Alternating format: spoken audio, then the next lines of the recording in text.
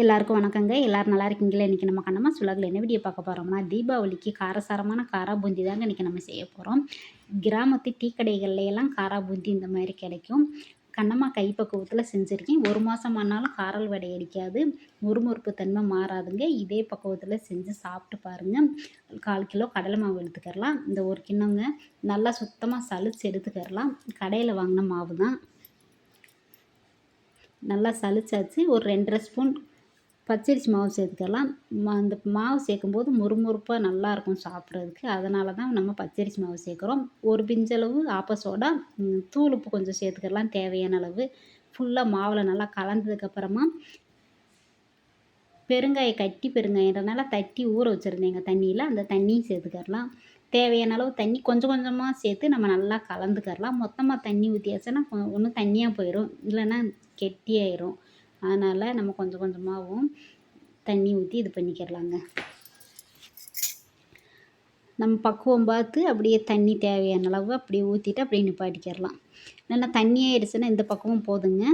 இப்போது எண்ணெய் ஒரு 1/2 லிட்ரு சேர்த்துக்கிறலாங்க. 1/2 லிட்ரு கணக்கு நான் ஊற்றிருக்கேன். கோல்டு வின்னர் தான் சேர்த்துருக்கேன். இந்த மாதிரி அரிகரண்டி எடுத்துக்கோங்க.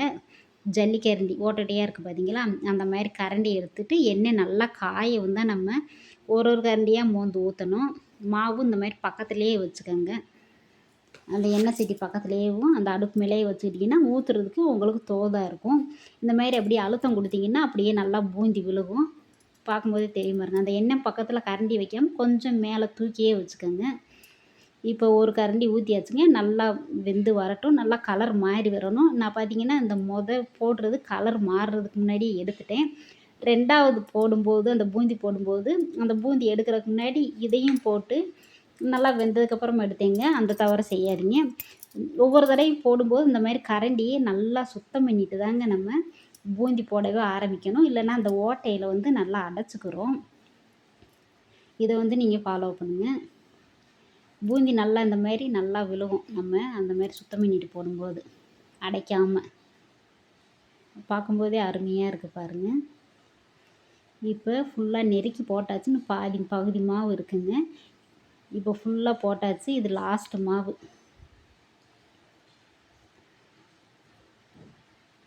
இதையும் போட்டு எடுத்துகிட்டு நம்ம வேர்க்கடலை போட்டுக்கிறலாங்க.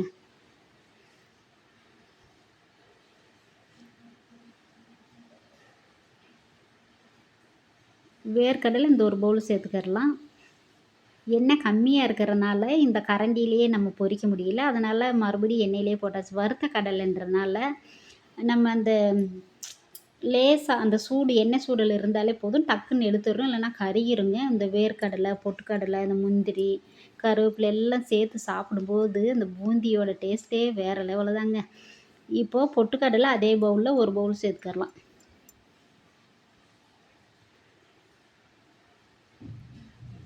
இப்போ பொட்டுக்கடலை நல்லா வறுத்துக்கலாம். கருக விடாமல் லேசாக அப்படியே வறுக்கும் எடுத்தாச்சுங்க. அதையுமே பூந்தியில் சேர்த்தாச்சு. இப்போ முந்திரி ஒரு 5 6 சேர்த்துருக்கேன். இது உங்களோட விருப்பம்தான். தேவைப்பட்டால் போட்டுக்கோங்க. இல்லைன்னா பொட்டுக்கடலை வேர்க்கடலை மட்டும் போதும். இப்போ கருவேப்பிலை ஒரு 3 கொத்து கழுவி சுத்தம் பண்ணி வச்சதை அதையுமே சேர்த்து நம்ம எண்ணெயில் அப்படியே பொரிச்சு எடுத்துக்கரலாங்க. இந்த கருவேப்பிலை, பூண்டு ஒரு 5 6 பல் தட்டி வச்சதை அதையுமே சேர்த்துக்கரலாம். இப்போ ஃபுல்லாக எல்லாமே வறுத்து சேர்த்தாச்சுங்க. இப்போ தூள் உப்பு தேவையான அளவு சேர்த்ததுக்கப்புறமா தனி மிளகாத்தூள், உங்களுக்கு காரத்துக்கு தகுந்த மாதிரி உப்பு, மிளகாத்தூள் சேர்த்து ஃபுல்லாக நல்லா கலந்து வச்சுட்டிங்கன்னா, சம்படத்தில் போட்டு ஈரமில்லாத சம்படத்தில் போட்டு கலந்து வச்சுட்டிங்கன்னா 1 மாதம் ஆனாலும் காரல் வாடை அடிக்காது, மொறுமொறுப்பு தன்மை மாறாதுங்க.